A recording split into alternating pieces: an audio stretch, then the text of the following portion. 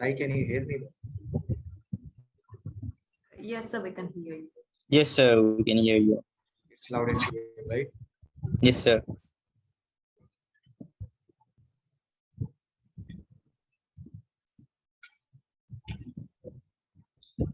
So, Chatra, I think we have got all the participants, right? I understand there are a few more people who will be joining, but I think we have all of them, right? Yes, so they'll be joining. I'll be admitting them. So Okay, let's but we start. can start. Yes, sir. Great, great, great. So, very good evening, everyone. And it's so nice to see you all again in season 2 of Space Talk. Last year, we conducted the same thing and we made an attempt to get you connected to the industry best, just to take something from their wisdom and just to encourage you to start your entrepreneurial journey or uh, just inspire you to innovate. So, continuing the same momentum, we will be starting with the season 2 of Space Talk. And as we promised, we will always bring industry best to you. And what you should do is, as you know, that these people are like treasure. They have achieved so much in their life, and most importantly, they have done it practically.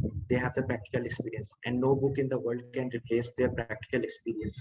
So take the full advantage of this opportunity. Try as many questions as you want. Resolve your curiosity, and yeah, let's move ahead with innovation that we want you to do, that we inspire you to do. So today our guest is Mrs. Vanita Datla. Good evening, ma'am. Good evening. Happy to Good be evening. part of this forum. Thank you so much, ma'am. So my audience, my beloved audience, just to introduce you to Vinita, ma'am. Well, when I was just talking to her and we got her on board, invited her to speak, I was a bit of nervous because, Vanita ma'am is such an inspiration and she has achieved so much. And she would herself describe this thing very shortly. And I think no matter how much introduction I give of her, uh, I think time is really short to describe all of her achievements so far in her life. But yeah, but just to kick start, I would still give you a bit of a background, then I will hand over to Vanita ma'am to proceed further. So Vanita ma'am have been academically uh, superb student, and she had done undergraduate program from Michigan University in the US. After that, she pursued a postgraduate diploma in business administration from ICFAI Business School in Hyderabad, and then she completed chartered financial analyst, and she is CFA right now. And currently, she's pursuing executive doctoral program in business from ISB Hyderabad, one of the prestigious institute in the world. She has been a bright student. She has been awarded a silver medal in her PGDBA class at ICFAI. She, uh, yeah. So apart from that, she has been conferred with various other awards in the field of women entrepreneurship and business excellence, like Superwoman of the Decade 2010 and 20 Award, Women Excellence Award, Exceptional Leaders Award, and so on. With her wide variety of experience, she has been a board member and into global advisory committee of various institutions and schools. Right now, she's holding a position of managing director in Elico Limited, which is uh, a chemical technology industry. It's into healthcare. It's electrochemistry company which develops technology in the field of electrochemistry, chromatography, and spectroscopy. Beyond that, she has also held a senior position in CII and Rasi Finance and Investment Limited, and Anjali Portland Cement Limited. So you must have got an idea so far that she's having a very diversified experience. So yeah, so I would like to hand over the podium to Mrs. Vanita, ma'am. So, ma'am, I would want you to tell us about your journey of becoming a financial expert and progressing to the top in the business management. Thank you, Keshav, and thank you, Saikiran, for inviting me to this forum. It's quite a prestigious forum, but I must admit that I'm no financial expert. Oh, And I don't think I've come to that level where I've achieved so much. I mean, though you've been talking about whatever I've gone through so far in my career, it's a continuous evolving journey, and it is a continual process where I'm learning and trying to make today better than yesterday. So have I reached to that expert level? I don't think so, and there's still a long journey to go. But having said that, just to give you a brief background, why I have so much of diverse experience is because I actually come from a very conservative family background, which did not even foresee career for women in their family. In fact, they only allowed us or encouraged us to study properly in school, and just take that a little further, maybe just do some sort of a graduation and just bide your time until you got a good marriage alliance, and then they sort of wash their hands off by getting you married and sending you off to your marital home. So that was the plan for me. But my father is a doctor, and I had actually a lot of aspirations to become a medical doctor like him, because I grew up in that environment. We used to have our nursing home just below our home, and I used to love that ambience, and I used to love treating patients, and I entirely liked that entire concept of being a doctor. And I was pretty good in the biological sciences too while studying. So I felt it was just natural for me to gravitate into that career. Unfortunately, during the time, then I'm talking about more than 3 decades back, there were very few meritorious seats available for the open category, and I think just 1,000 ranks. And unfortunately, I could not get enough coaching where I could qualify for an open seat. And at that point of time, when I was studying in the combined Andhra Pradesh, there were no capitation fee seats. So one had to go to the neighboring states of either Karnataka or Tamil Nadu. And I begged and pleaded with my family, but being the conservative type, and they had absolutely no inkling that I wanted to get into a career. I mean, for them, a girl child meant you make them study until whatever age they can, and then just get them married off. So they absolutely were against the idea of me getting into this. So with that background, I got into a Bachelor of Arts. Now, and for people, I'm sure like all of you do have a lot of STEM backgrounds. I mean, science, engineering, and technology and all that. For you to be able to study very dry subjects like public administration, political science, economics, I'm sure unless you have a passion for them, it will seem very dry. And especially if your professor is also not adding any value and just not teaching directly from the textbook and in a very clinical manner, there's absolutely no interest in that. So that was what happened with me. I just sort of sailed through those years where I was doing these subjects, which I didn't see any value add. And I sort of just for time pass, I just kept attending those classes. And as destiny had it, I got married when I was 18, and then I moved to the United States with my husband. And I actually didn't even complete my education. But somewhere down the line, I was always felt bad that when I was in school, I remember a classmate of mine had looked at my palm and had read my palm.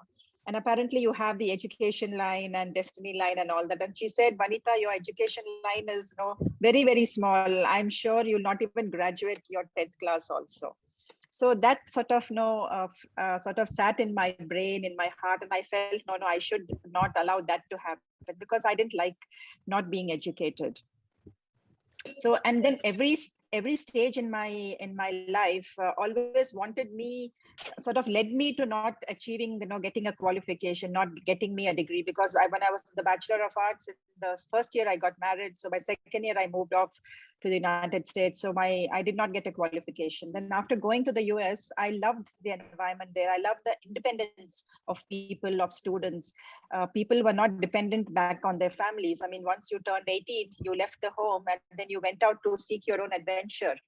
Whereas in India, I mean, even if you're about 70, 80, you're still staying in the family home and still depending on people, which I felt it was a nice concept. So I tried to join the university there where my husband was actually pursuing his master's. And I actually did pretty well in those places. But unfortunately, my husband finished because I had to again join an undergraduate program, which is again a 4-year program. My husband had joined a master's program, which was just a 2-year program. So he finished much ahead and then he moved to the Bay Area for a job. And so I had to quit there and again move to the Bay Area along with him. I did take a few more courses there. And that's how I actually broadened my interest in psychology, in computer science, in piano, in pottery making. So I had a lovely time actually learning all these things, but I never actually got a degree to hand.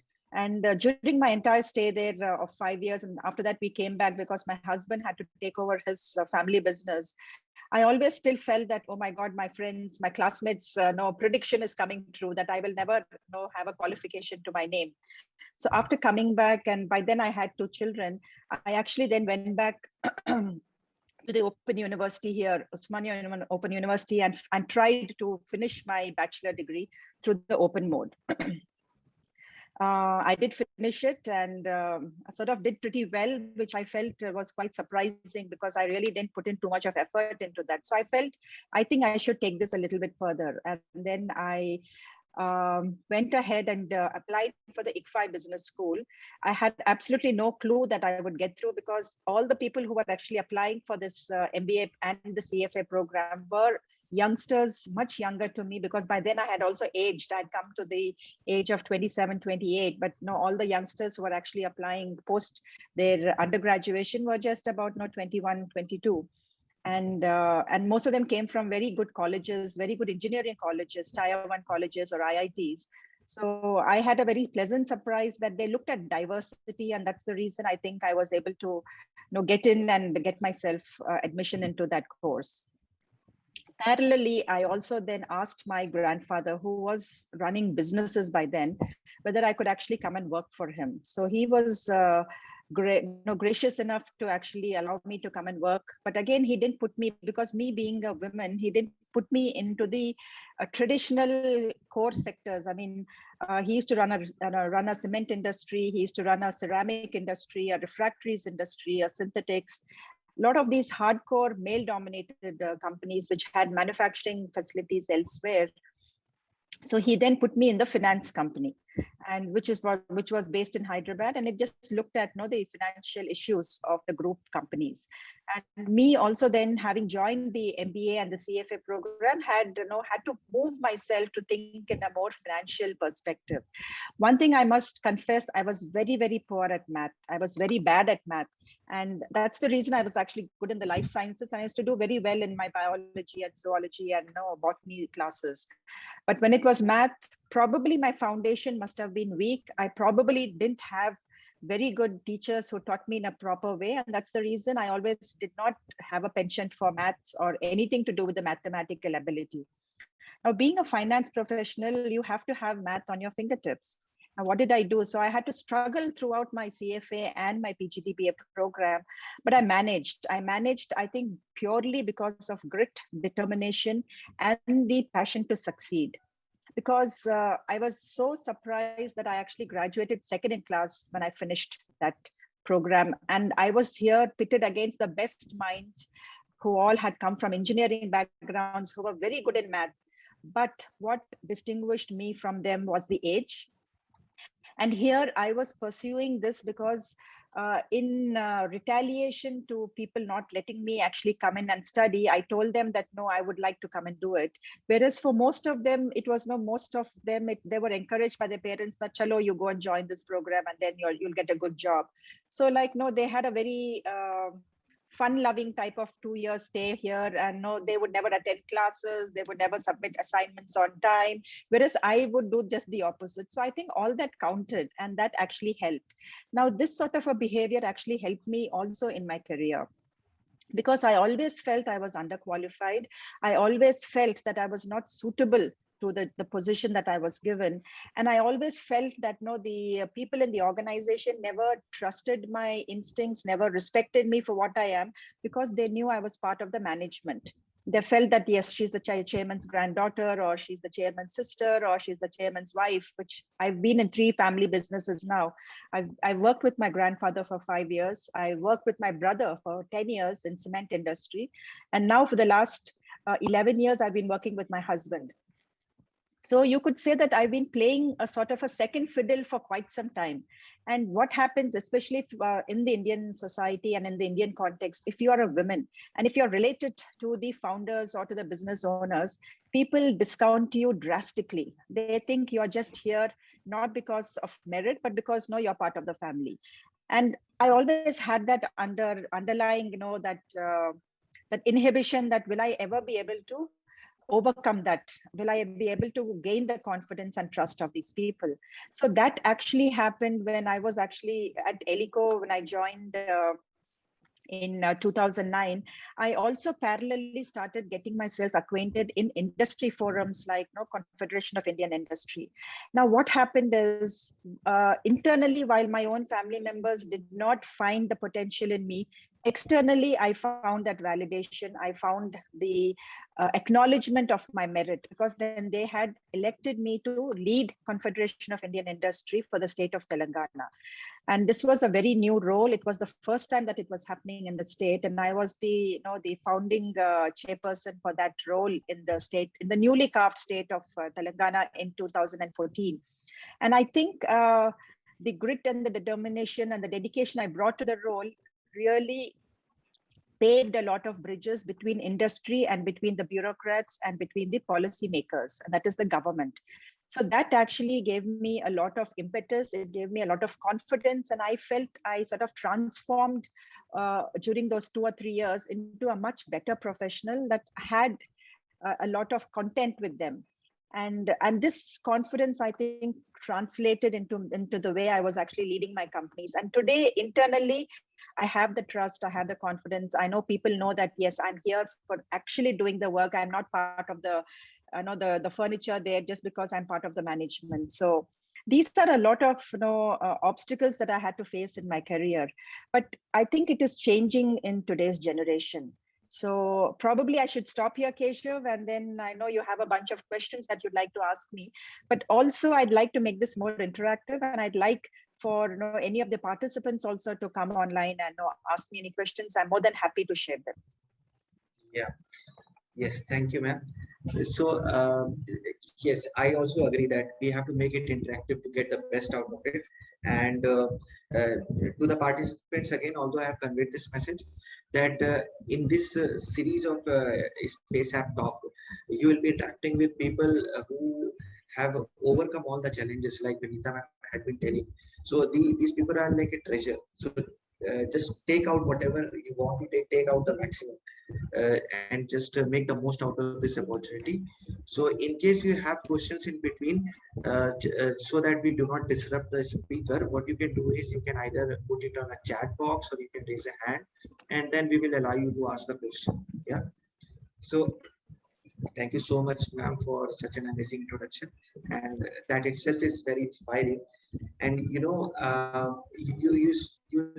talked about one friend who looked at your hand and looked at that there is no education line in it. So I'll give you one interesting analogy which is related to astrologer itself. So I faced the same astrologer. I faced similar kind of astrologer in my childhood, and he would say that you will achieve this, you will achieve this, but you will not achieve this.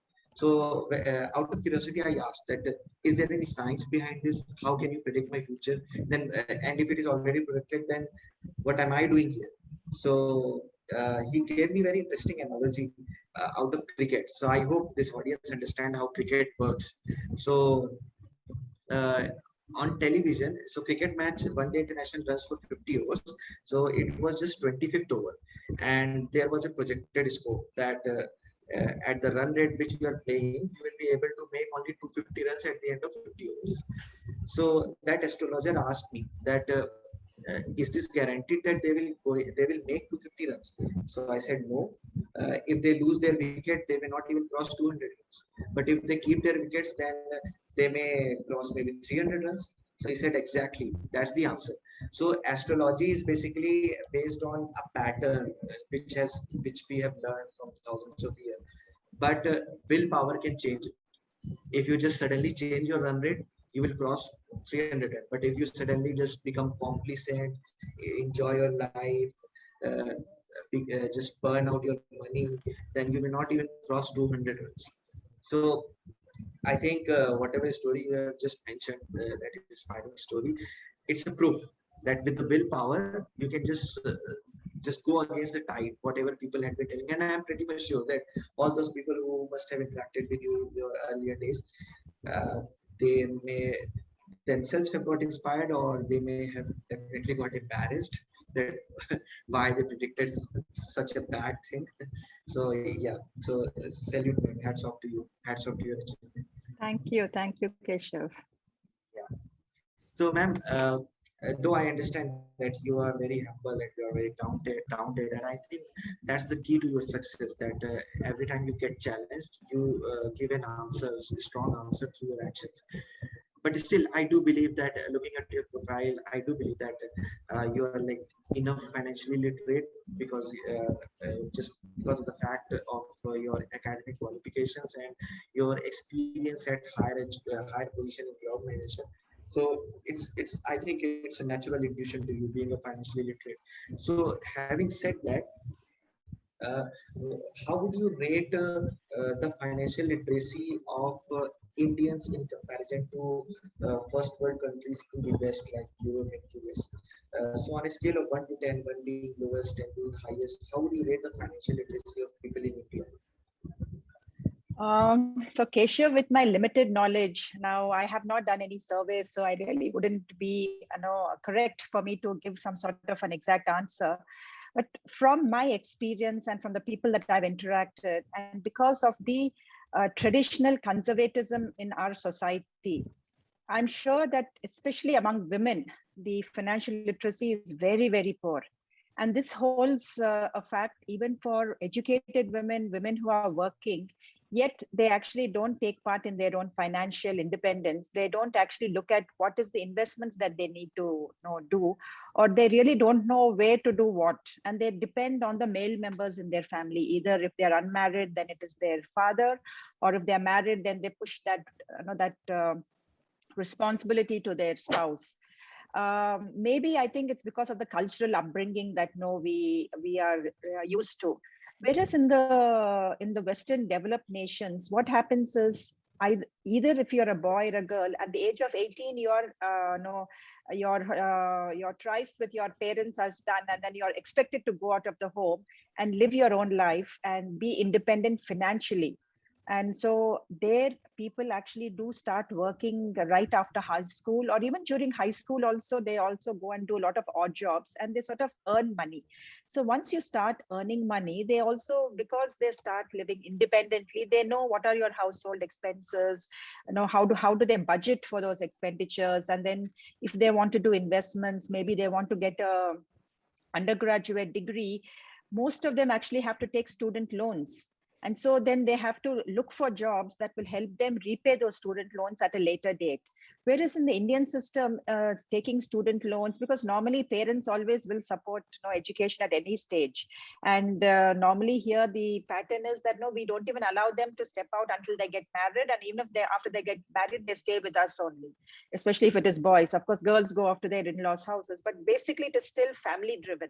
And even in the family, it is normally the patriarch of the family who takes most of the financial decisions. So in a context of that sort, it becomes very difficult for anybody who is even, unless they are passionate, unless they're interested, they will actually not even bother to look at the finances, except for the household, the kitchen expenses or the general utility expenses. They will actually not even bother what they're doing with the surplus, how they're investing. So I think financial literacy, on my assumption, I think we maybe are 2 or 3 here. And I'm sure in Western countries and in more developed nations, it may be 7 or 8. So this is what one will have to understand, that I think financial literacy should be taught from a very, very young age, because these are life skills. And these are life skills that will take you ahead in times of need. And especially youngsters who would like to have fantastic, innovative ideas, who want to set up their own entrepreneurial ventures, who want to start up. This is what I mean when you go for bootstrapping. If you have enough savings, if you are trustworthy, if you have the confidence, then people will root around you. They will support you. They will bring in their savings, and also probably invest in your idea if they think that you do have a fantastic idea to take it forward. Yeah. So, ma'am, you have given very important points here, that bootstrapping the business and experiencing the things before doing this thing, so that you gain enough confidence for people to invest in you. Because as you may be already knowing, ma'am, that in this forum, we basically interact with the potential entrepreneurs who want to innovate, who wants to do their idea. And what we have felt from our experience, in fact, we have done the same mistake, that in our initial days, we used to believe that our idea is everything, but we deny the fact that let's take an example of a car. If you make world's best tire, still your car won't work. If you make world's best engine, still your car won't move. You need the whole ecosystem. You need 4 tire, you need a engine, you need windscreen, you need seat to sit, you need everything.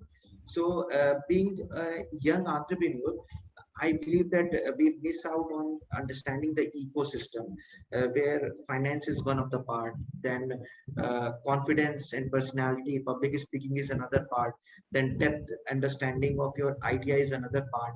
So from that perspective, what we are going to solve in this Space Talk series is to pick up all these aspects of this entrepreneurial ecosystem, and just give some practical insights into it. So yes, ma'am, you are very much right that young entrepreneurs in India face a really hard time in managing finances, not because market is not ready to pay, it's because market do not have enough confidence.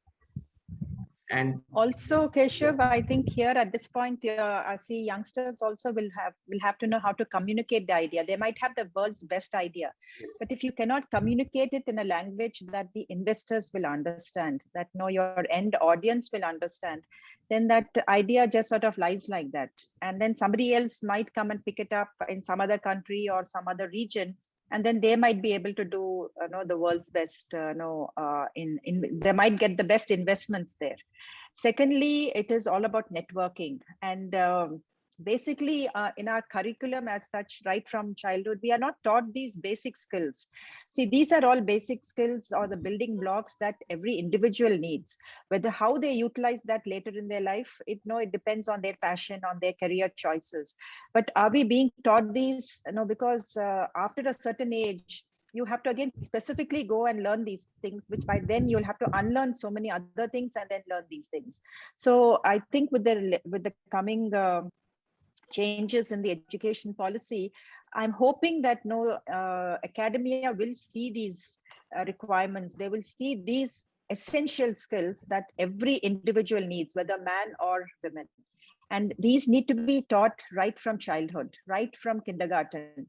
Only then it becomes part of your psyche, it becomes part of your character, and then it becomes very normal and natural for you when you come to a certain age and you want to branch out into different areas. so having said that, ma'am, from your experience, how do you see a trend in India? Although you have mentioned that things are improving, but are things moving in a very encouraging way? Because as we are moving, world is also moving. So we are not the only one who is moving. So are we matching the pace of the development happening all around the world, or there are still lots to be done? No, I think in certain areas, in certain domains, we seem to be on par with the best, and everybody knows that Indians, as well as Indian engineers, are known for their capabilities. And why the world's, the Fortune 500 companies, I think 99% of Fortune 500 companies are available in India. And it is both basically their back-end R&D operations normally done. While you have also the low-end jobs like the processing, the back office processing, the admin related, but you also have the high-end jobs that are happening in India. That shows they have the confidence in our Indian youngsters. And it is just not in technology, it is there in life sciences. It is there in every domain. I'm sure even in these your space applications and things like that, and defense, there are a lot of companies R&D that is being sourced out of India. So the confidence is there. The only sad part is that we have our entire talent working for the rest of the world rather than working to encourage our own ecosystem. Where are the Apples? Where are the Facebooks? Where are the Ubers? I know Ola is there, but it does not come up to that level. Where are those Fortune 500 companies? Because in the Fortune 500, you have one or two Indian companies, which are then only the public sector energy companies. Why can't we create? Because all our talent, we are working again for outsiders. Why can't we harness the talent and do something for ourselves internally? So I always feel that it is a repetition of the British Raj. I mean, those days, the British people made us do all the grunt work. They made us build all the stuff, but it was done always for the outsiders. And again, today we are using our brains, but we're using the brains to help other people. So yeah, can that change happen where yes, while a section of the youngsters do work for that, because we have enough population, we have a huge demographic dividend.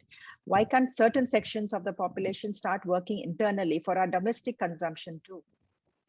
Yeah. And I believe, ma'am, that although things are moving and people are like more open and they have more access to information, but I think it should be an inclusive development. We cannot leave behind a certain section of population, especially when it comes to women and female child. Because although tier 1 cities people are like more open, but still in tier 2, tier 3 cities, especially in villages across the country, we still go through patriarchal society, and women are being patronized. So do you also see improvement in this area as well, like inclusiveness of the women in this development? There are actually mixed signals here, because while we are, if you look at percentages wise, it might look good, because yes, on a 1.3 billion population, even if 100 more are doing well, women are doing well, then it looks good. But if you look at the base, our population base is so huge. And if you even think that 49% of the Indian population is women, still today, if you look at women in the workforce, the participation is coming down drastically over the last decade.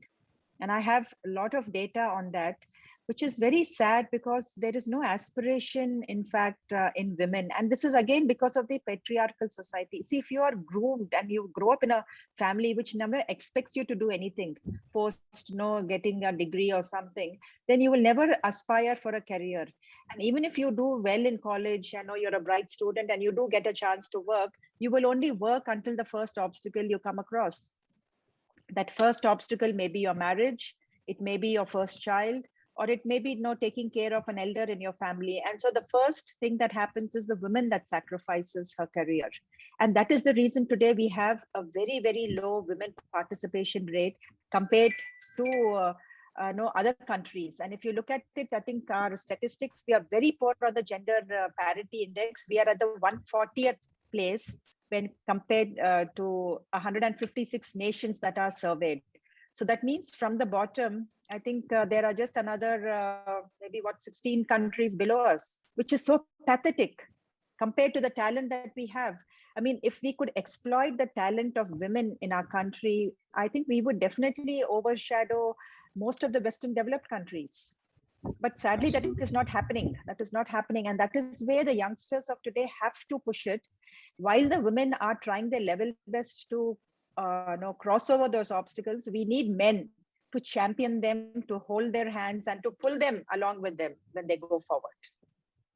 Absolutely, ma'am. So for Absolutely. all the boys on this, the audience, I think this is a huge message for you that no, yes, maybe in your parents' generation, maybe mothers, I don't know how many of your mothers are working, but at least ensure that your wives, your sisters, your daughters will start working and will start becoming economic contributors to the country.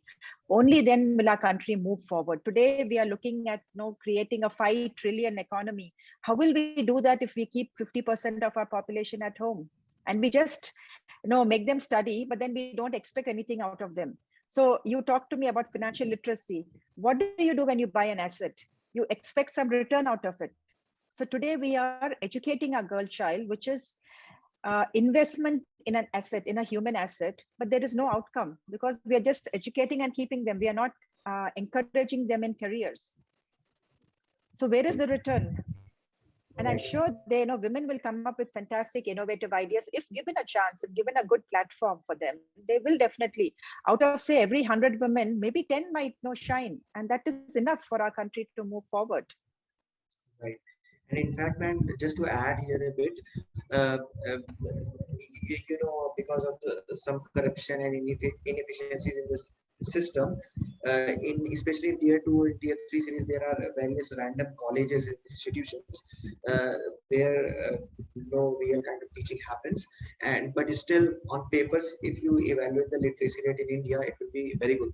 But in real sense, we know that how in some kind of institutions people do get acquire their degree and qualifications, and most time when it comes to women, they are especially made to do bachelors and masters just to find a good group rather than to find a good career in their life. So Yes. that mindset has to be changed, that Yeah, education. and it can start with all of you now. From this generation, it can start. So when you get married, when you have children, or even for your wives, if they have passions, understand their passions and encourage them. Because I've studied after marriage, I've studied after my children were born, but we just need a little bit of hand holding and a little bit of encouragement. Correct, correct. And I think from this forum, we are contributing a bit because, as you said, that if girl is tied up inside her family, then her mentors will be only the family member, and she will not have an access to a mentor outside her family.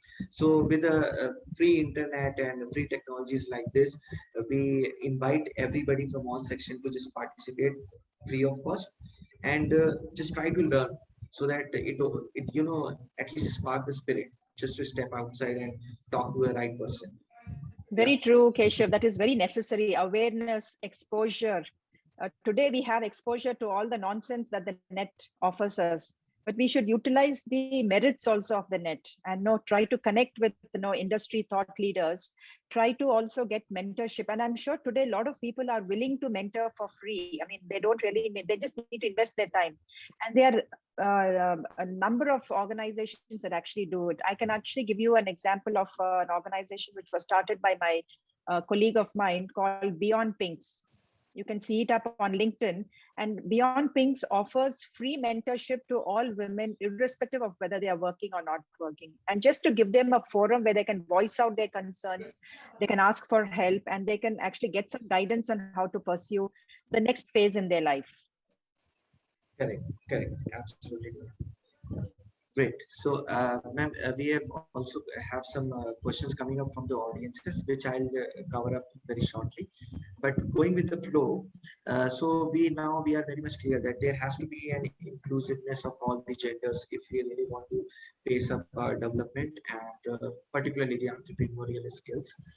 So, having said that, uh, it is also true that our life is not just the entrepreneur, especially you can correct me if I'm wrong. I'm talking in the context of Indian society. If we talk about Indian woman and she's highly spirited, and let's say that her family is also open for her to try out new things, but still there is an unsaid liability of managing a family and bearing a child, because when marriage happens, it's like unspoken liability of home things falls on women. So how do you what would you advise to manage a work life balance in such a situation? Yeah, it's a very difficult question to answer, Keshav. And for every individual, work-life balance is different. A lot depends on the team that is surrounding them. I mean, whether it's family team or their work team. And a lot depends on their own priorities and on their own aspirations. So if you actually have a very open conversation with your better half, your spouse, and if they are willing to pitch in, instead of keeping all the household responsibilities onto the lady of the house, if they both can pitch in, and if they can both pitch in into the child rearing duties, or taking care of elders in the house, then it becomes that much more easier. And for this to happen, the man has to understand the importance of the women's career also. If they understand the importance, then they will definitely come forward to help. They will give whatever assistance is required to for the wife or to the spouse also to come ahead in her career. There may be times when the wife's career might go forward, the husband's might be stagnant, and then the wife supports the husband, or when the husband's career is moving at a very jet speed, and then maybe your children are at a very young age, so they need at least one parent, so then the wife then sort of cuts down on her time. But these things can be always discussed. And if that open communication is there between both the spouses, they can arrive at some sort of a workable solution on, yes, until the children are of this stage, I will probably work flexi time, I will work part-time, I will work from home. And then after that happens, then I would like to pursue my career at full speed. I think that should work especially in the present context, when a lot of flexibility in employment is now being allowed and encouraged by all organizations. Earlier, I mean, pre-pandemic, very few companies used to allow work from home. And they would cite number of reasons, client confidentiality, security, blah, blah, blah. But today, everybody's forced to do it. And now people are used to the new normal. So in such a situation, and since most of you are still youngsters, getting into that stage where you will get into a career, you will get married, it is always better to communicate these foundation relationship issues. Also, if you're living with extended family like in-laws and all that, better to keep your thoughts open and alike, so that they also know that tomorrow they should not have an expectation that, yes, a daughter-in-law has come in, but she's highly qualified, but I expect her only to be in the kitchen. I don't expect her to work out. Tomorrow, you should not have this conflict with those people, because then what is the point? So if all these things can be discussed ahead of time, and then there is a little bit of a give and take, because yes, there are times when you also have to put your foot down and go and get that plum job or that plum challenge. Or there are times when you can give that up and say, no, this is more important, this is more priority for me, so I will take this at this point of time. Maybe in a year's time or in a couple of years' time, I will again come back to that. So if that happens, I'm sure in the long run, more women will stay back in their jobs. Today, you have a huge number of women who are exiting, a huge number of women who are qualified, who have worked for a few years, and then they drop off. And that is called the narrowing of the pipeline. That is why you do not see women in senior positions, because somewhere down the line, the work-life balance affects them, and then they feel that better I take care of the home rather than the office, and your career gets sacrificed. And the man of the house doesn't do anything to support. Here, they're happy going full steam ahead in their own careers. They leave the entire burden of the household responsibility to the women. And I think that the thinking, at least, see, we can always blame the patriarchal mindset, but that patriarchal mindset should not be allowed to continue generation over generation over generation. At least in the coming generations, if that cuts down, if that comes down, if that is decreased, then I'm sure that at least your children will have a better equality when they come into society, and better opportunities for them. Ma'am, do you agree that sometimes they take this decision to quit and spend time with their family on their own will rather than being forced to? Because I'll give you a bit of a... Yeah, definitely. See, if it is done by their own will and wish, and maybe they are fed up and but one thing that they should understand is that they were trained to do certain things in life. You might take a break, nothing wrong with it, but you always try to make yourself useful to society around you. You can always become a volunteer in certain things. You don't have to work 9 to 5, 7 days or 6 days a week. At least 3 hours a day, maybe twice a week. there are so many opportunities where people actually need your expertise. They need your assistance. Look for those roles and get into those roles. Don't just become a homemaker and sit at home and do nothing. See, today a lot of opportunities are available. People who are really highly talented in certain subjects can probably become an online tutor, maybe teach for just a couple of hours in an entire week. That's enough. But keep yourselves mentally engaged and physically engaged. That is what my I think submission is to the younger generation, because today when we are talking about the demographic dividend, and out of that, if a percentage of that youngsters who are qualified then just choose to sit home, I think it's more complacency. I think it is because they are really not thinking of the bigger picture. They should understand that every individual contributes to nation building. And today, why are we all aspiring to go to Western countries? Why do we feel that no, life in Western countries is better because the infrastructure is good, the air quality may be fantastic, the living spaces are good. Why here? Because here everything is bad, no water, no electricity, roads are filthy, roads are bad. But we need to work for that. We need to push ourselves to be working for these sort of problems. So I feel that, yes, you don't have to go for a paid job. That's your wish and your will, but at least try to engage in some sort of a volunteering sort of an organization. You determine your time and your space, but try to be a good social as well as an economic participant to society and to the country. Great. Yeah, absolutely. So moving to next question now, which is a bit of a more like technical, is specifically focused to the business. So for the young aspiring entrepreneurs, we know that there is always a financial side of the business which needs to be managed. So do you think that an entrepreneur coming from the technical side, they still have some absolute necessary things in the financial management which they need to know, or they can outsource this to somebody who is better at this thing? So you very well must be knowing, during, I mean, especially in startup bases, organizations, you have founders, co-founders, and team members come in with their own expertise. So you may not have the total expertise on the financial domain, but you should always keep yourself abreast of what is the required minimum knowledge that you will have to have for becoming an entrepreneur. One is reading financial statements, presenting financial statements. You may not need to know all the laws or all the updated issues. These expert matters can be outsourced to a lot of consulting firms. But when they come back to you and have a discussion, you should be in a frame of mind to understand what they're advising. You should be in a frame of mind to understand what is the costing happening in your own organization. Where are the costs going? How could you reduce the costs? How are you pricing your product or your service? How do you get your profit margins? How do you scale up? How do you reinvest into your capacities? So this minimum knowledge is necessary. And this, even if you are not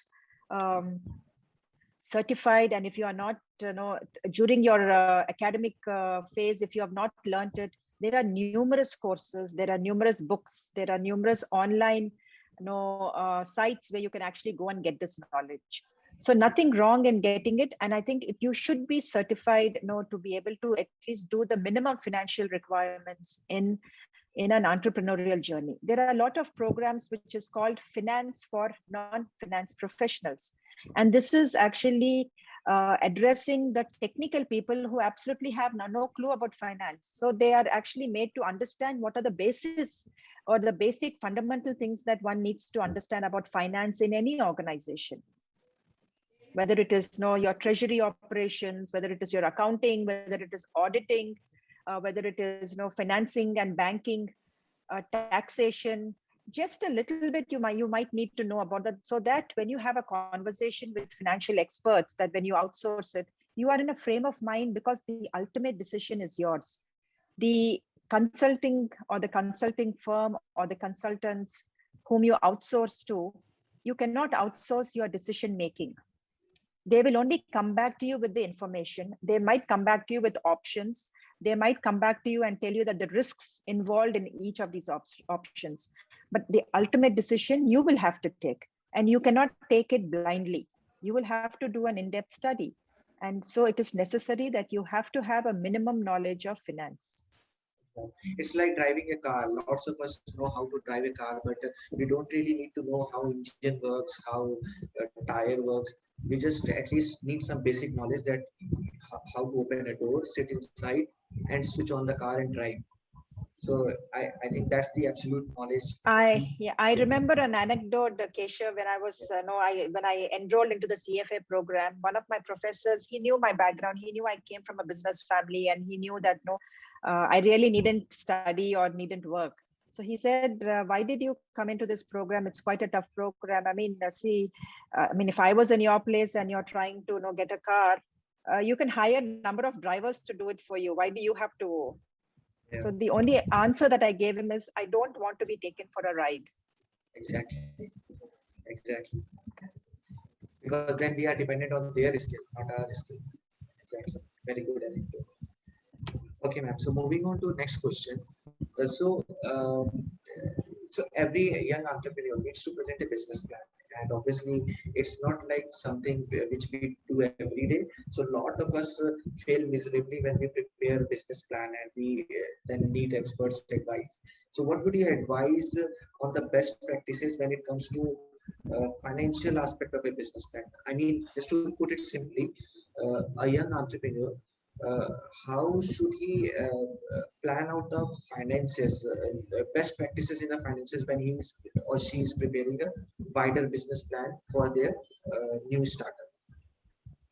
So one thing always starts off with your marketing plan. I mean, you will have to probably make your marketing plan and then your production plan, because then you'll have to know your costing. You will have to target your market. You will have to segment your target and see how you can generate your sales and revenues. These probably will be your building blocks to then understand what sort of finances are required. And once you come to that level, then you can look at the type of financing that is available to you. So these are basic fundamental building blocks for a business plan. If that can be achieved internally, it can be a very, very rough draft. You don't have to do the high funder draft that these financial consultants will give you. But for you to also go and talk to a financial consultant that this is what I would like to do, a business plan, you have to try and do it yourself. How do you do it yourself? You look at there's the 4 or 5 building blocks that I talked about. One is who's your market and your how many products or how many what is the amount of service that you feel that you can sell, and then how do you then create that product? What are the components that go into the product building? Whether it is raw material, whether it is talent, whether it is like a factory, land, all that has to then go into that. So then you'll come back to the basic finance fundamentals. Then we look at financial options. And at that point, of course, you really don't have to know whether it comes from private equity, whether it comes from bank finance, whether you're bootstrapping, but at that point, maybe the financial consultants can come and help you out and then give you these 3 or 4 options that are available to you. Whether it is venture capital funding, seed capitalists. There are different types of roles that each of these financial agencies work.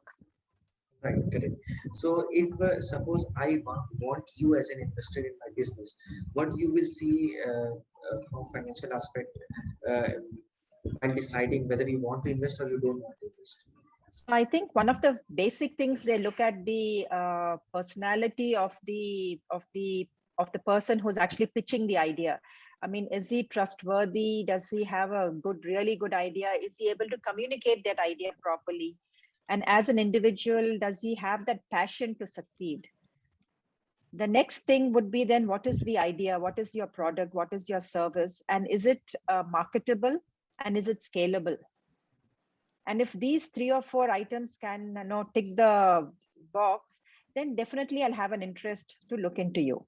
And I think that is the psychology that the investment fraternity uses. But I think the topmost priority would be you as a person. Correct.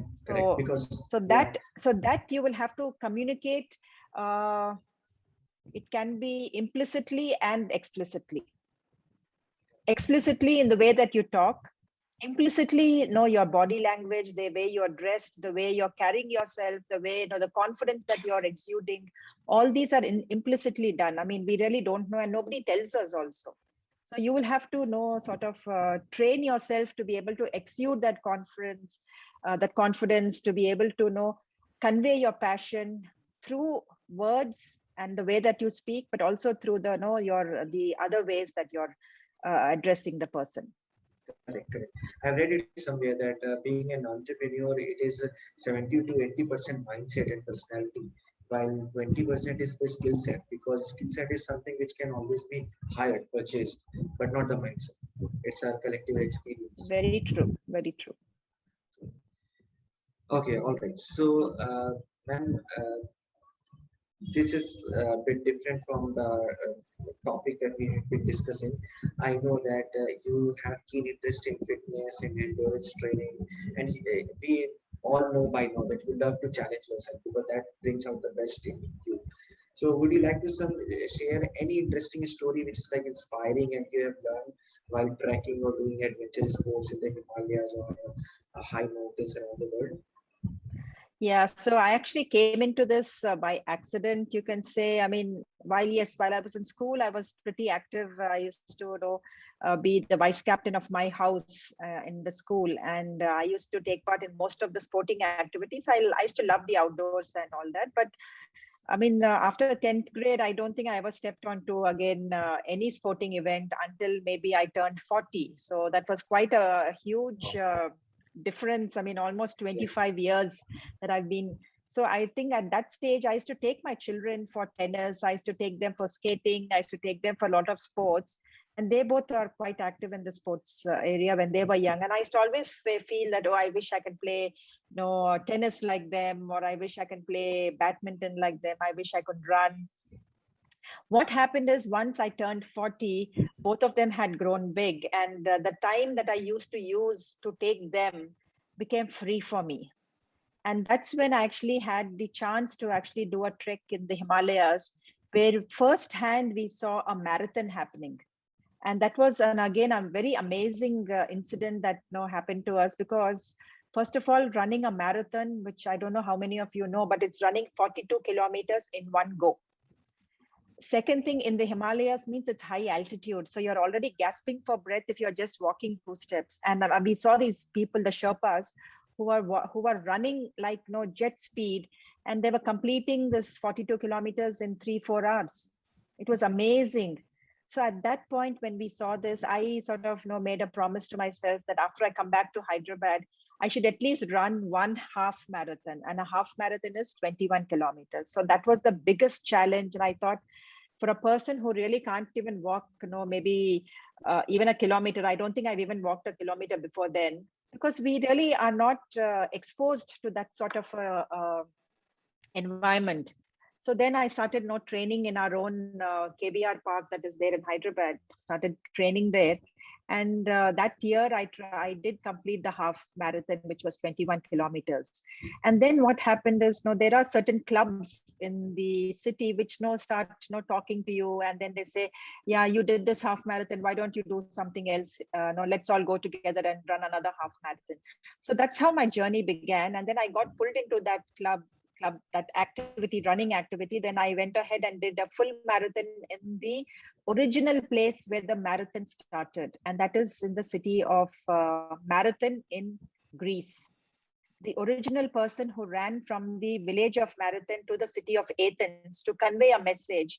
Apparently that person died also, because he ran full non-stop, and then he collapsed at the feet of the king to convey that the message that the enemy was coming. So that original route, we had a chance in the year 2010 to run. So I trained for the marathon, and then I went. And then that's how I got into fitness, because then started losing weight. I started looking healthier. I started looking fit. I started getting compliments from people. Hey, you're not looking like you're 40-year-old. You're looking much younger. So that gives you more motivation.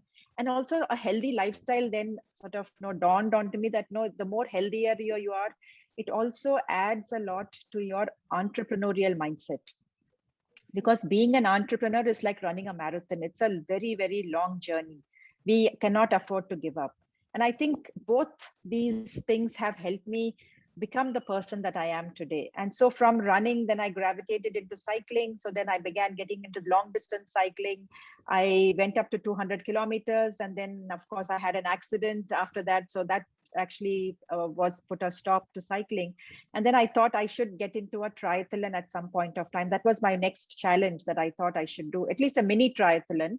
But that entailed that I needed to swim at least about a kilometer or so of distance. And I was a pretty bad swimmer. So just before the pandemic, I had enrolled in a swimming pool, but then the pandemic happened and all those plans laid to rest. And today I feel a little bit unfit because I haven't really been putting so much of effort into the physical fitness side.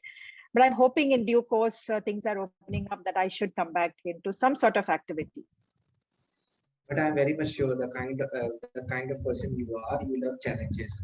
So this pandemic has stopped you from completing swimming course, and I think when you will come back, you will pace up your progress like really fast. So hopefully, I'm keeping my fingers crossed. So at least the next year, maybe 2023 end, I can then participate in a triathlon, because I've so far participated in duathlons. And I've done running and cycling back to back. So, and those are very challenging, because from one activity to move into a different activity, your body also gets so tired that it becomes very difficult. And in a duathlon, you're actually cycling and then you're running. And then it becomes very difficult. So to move from a cycling to a running and then back to a cycling, it becomes very difficult. But then you're challenging your body. And as you challenge it, your body also grows. It becomes more stronger, more fitter. Correct. Absolutely correct. So if you have any Instagram handle or Facebook handle where you want people to follow and cheer for you, you can definitely share with us. We will share with our audience. Yeah, I'm there on Instagram, not very active on Instagram. I was there on Facebook, but I've actually off late not been very active on those handles. I'm more active on LinkedIn because I'm looking at more professional growth and trying to also promote company and all that. So I'm more active on LinkedIn. But I'm sure you will have huge audience to cheer for you. Thank you so much. Yeah, so from this whole conversation, there is definitely one key takeaway. Although there are various key takeaways, but one key takeaway for myself is, and I'm sure for the audiences, that anything is possible. You are continuously proving this thing at every stage of your life, that anything is possible. Age is just a number, which you have proven. Very true. Very true. And I think if a person like me can do it, anybody can do it. Because I was just a nobody who did nothing. And then if I could achieve whatever I've achieved so far in my life, I'm sure people who have the dedication, the drive, the talent, I don't think I was blessed with any talent, but through sheer hard work, I was able to get there. And I'm sure people who have the natural talent can do wonders. And they can do such wonders for the country itself. Correct. So, ma'am, now being conscious about the time, I would like to open up the session for audience Q&A. I have received a couple of questions. So, first of all, I will start with those questions. Then it's wide open to the other audience if they want to speak to me directly. So, there is one interesting question coming up. So we were somewhere in between our conversation, we were talking about brain drain, that either talented people from India are moving outside, or while sitting in India, we are serving Fortune 500 companies from the West. So there is an argument coming from one of the audience. So in India, we, especially in our Vedic knowledge, we have been taught about inclusiveness, that we are the part of same thing. We are all star stuffs and we are just a particle of God. So people living in US is not really different than people living in India. So if Indians are serving Western companies, they still are serving humanity on the planet. So why that is a bad thing? Well, I can answer this question, but I will let you answer this question. I mean, it's not a bad thing, but you're helping other nations to do extremely well. And then people are not aspiring to go to those nations. Why can't we make even our nation also in the process? I'm not saying totally leave it. And I also mentioned when I spoke to you that while one section is doing this for the rest of the world, why can't another section start doing it for our own country? So I always look at equality everywhere. I mean, see, today men are actually running the world. And slowly women are coming. So why can't they take women also hand in hand? Similarly, today countries like China, the US are running the world. So why can't countries like India also start running the world? Yeah. We are And in no way less than that. And there is another point I would like to add here is that not everyone is as good as we might be, as we are thinking. So we had been invaded so many times because Yes. we had been the nice guys, nice population, never going and invading everyone. But then somebody will come up and fill up the vacuum. So inclusiveness doesn't mean weakness. Yes, very We true. yeah, we should have been we should be equally strong to defend ourselves. Yes. So yeah, so in order to avoid somebody to take over us, it is also important that we build ourselves. Yes. Yeah. So Chatra, if you want to allow participants the ability to speak, because we have muted them all so that they can interact with them directly.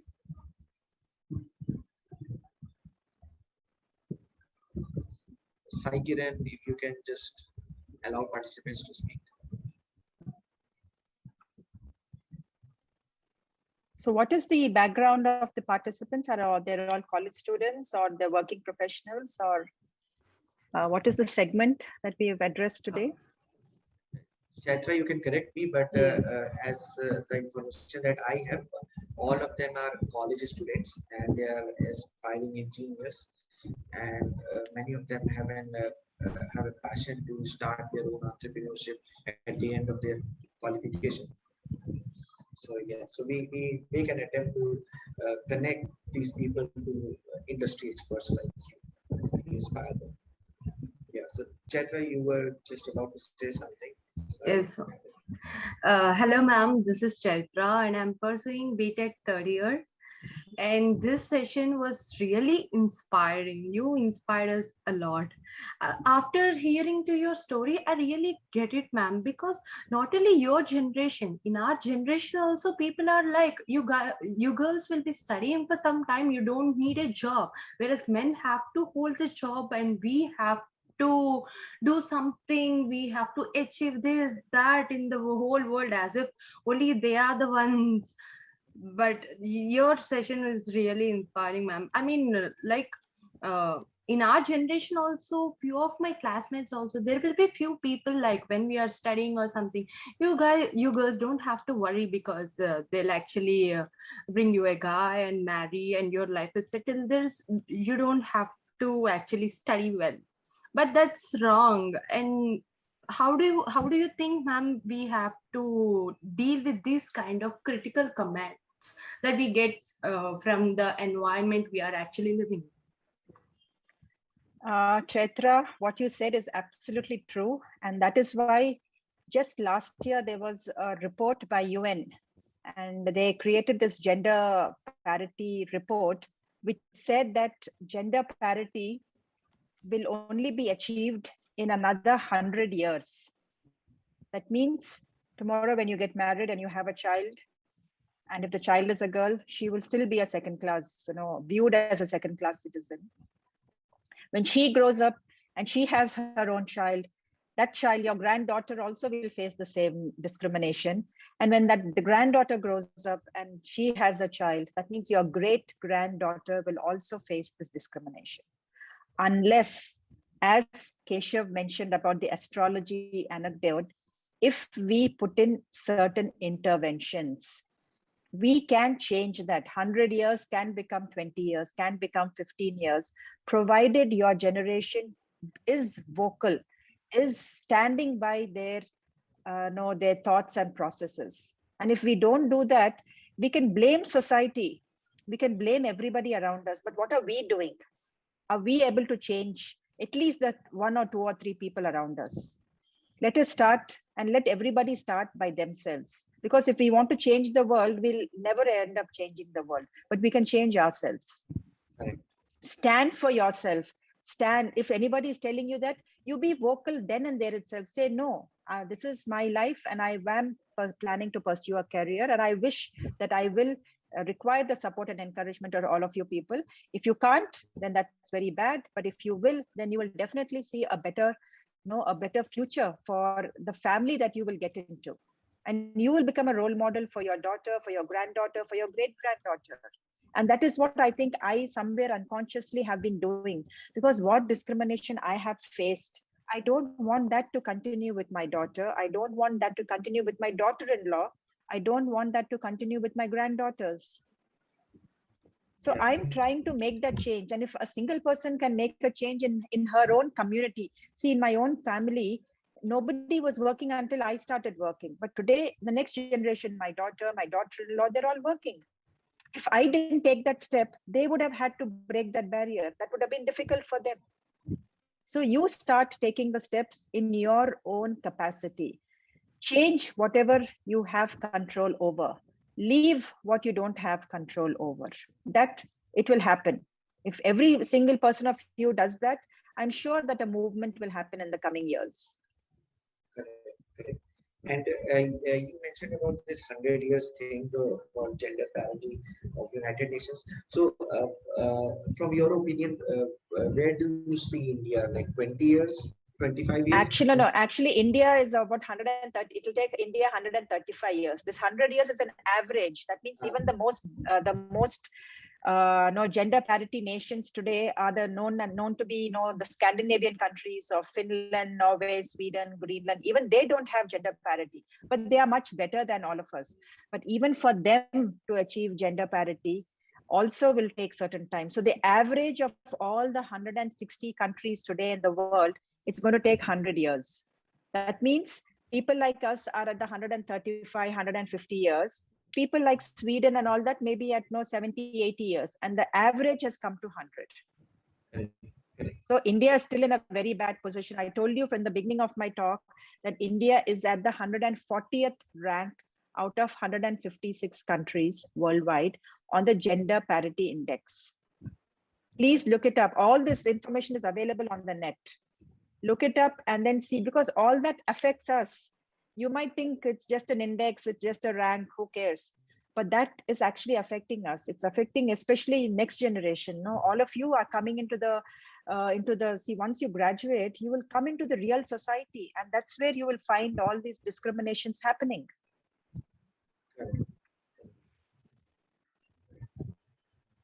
So any other participant who want to directly interact with me now? They have any questions? I know we are already over the time. Hello, ma'am. Good evening, Yes. ma'am. Hello. I think you had your hand up earlier, no? Actually, it was by mistake, ma'am. Sorry, ma'am. Oh, okay. I was too early. Okay. Madam, What's your name? Madam, I am Cherit, ma'am. Okay. Nice to hear from you. Yes, ma'am. Madam, actually, two things. First, it's an honor to meet you and talk with you, ma'am. I'm Actually, privileged you are not just an Vanita Datla, ma'am, vice president and nothing, ma'am. You are a living inspiration, I can tell in 2 words. Thank you so much. I mean, that is very high regard, but I don't know if I'm eligible for that much high, but thank you so much for thinking about it. You beated That's all the the best odds. designation. Actually, my question is something like, as an engineer or something like as a youth person, I have many ideas into business field. In India, not only me, in a 40 persons now, I have many people have many ideas, but there is a problem. Basic root level problem is the problem is with parents, ma'am. I'm to be honest, the problem is with parents. Parents will not accept if their child going into business. Very true. They will stop automatically. They will stop. And it is a main point. They are stopping for boys can be boys are stopped, but when it comes to girls, it get even worse. Yes. In Indian society, there is a rule. I can tell you, I can share that even my parents are not happy that I'm in business. Because yes, see, business is ups and downs. There are cycles. Certain years may be good, certain years are bad. And of course, the last 2 years have been very bad for us as an industry, because the pandemic has thrown us totally off course. I know we've lost revenues, we lost employees, we lost projects, and loans are piling up. So my parents are totally upset with me, and they keep bashing me up at every point of time. So this is an entrepreneur's journey. There is no other choice. But if you are passionate enough, you have to be resilient, and you have to be sometimes very thick-skinned. So what you will have to do is, because you people are still young, I know when I was your age, if somebody had scolded me, I'd have gone to my room and cried. But today I don't. I just leave it and I just brush it off and I go and I do my work. So because today I'm 54 years. And today you people are just what, 18, 19, 20, 21. So you people are still very, very young and you still need to know what is life all about. So what my suggestion for you is to keep that passion alive parallelly, and at least until you become a little bit more independent, maybe, finish your graduation, get that first job, start earning at least for a year or so, put some money aside, and then a few of you, if you can at least put at least few lakhs aside, then you start your idea and now you push it parallelly. You can do a lot of work even without finance. Thank you, ma'am. I got your point. So if you can do that, then it might give you that impetus to continue with your idea and then move forward. But don't let those ideas die down. Let them not get deleted, because they may be very brilliant ideas, but the time may not have come for it. But they know you'll definitely find your time sometime in the future. So I think Sai, if you want to add something, because I think we have already run past the time. So we should, if there are no questions, we should really close it. So ma'am, while I think Sai is not able to connect. So okay, I have a question. So what do you suggest us like Space App India and someone, because we had been trying to engage community, and our main agenda here is to create an engagement within the community, start the conversation about entrepreneurship, technology, space technology, and connect right people with right mentor. So that's our main objective. So what would you like to say about us? I think you're doing a fantastic job, Keshav and Saikiran. Continue with that agenda, because that is needed for our country. It is needed for the youngsters. We need forums like these where youngsters can come and they can be open about talking about their ideas, networking with other like-minded people, also getting connected to industry, and to know people who really open their minds and who can become, and who bring in thought leaders. So I think you should just continue doing this, whatever content you are trying to give to your participants. You should continue doing that, continue your focus. You will definitely bring a lot of value add to each of these people in their lives. They may not realize it today, but maybe 2 years hence, maybe 3 years hence, something might connect for them. And then they will always say, that day I went to Space App and I listened to so-and-so and I connected with so-and-so, and that's how it has brought me to this journey. So everything will help you reach your goal. So that is what I feel, that you're doing a fantastic job. Please continue doing that. My best wishes are to all of you, especially the team around SUMVN and the Space Apps. Thank you so much, ma'am. And yeah, it will be like a blessing for us if we are able to create at least 2 or 3 inspiring entrepreneurs through this platform. That will be a real blessing for us. Thank you so much, ma'am.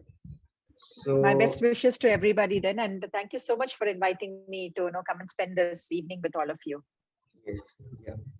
So thank you so much, ma'am. So as a closing note, I would just like to say, like, my heartiest thank you to you that you have spared out time and you have shared your inspirational story.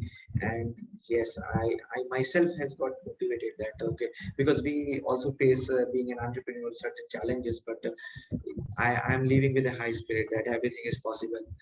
So thanks for inspiring. And on behalf of audience, I would also like to say thank you so much. And maybe we will again get an opportunity to connect together and explore further from your wisdom. Thank you so much. All the best to all the participants. Thank you, everyone. Thank you. Bye. Bye. Bye.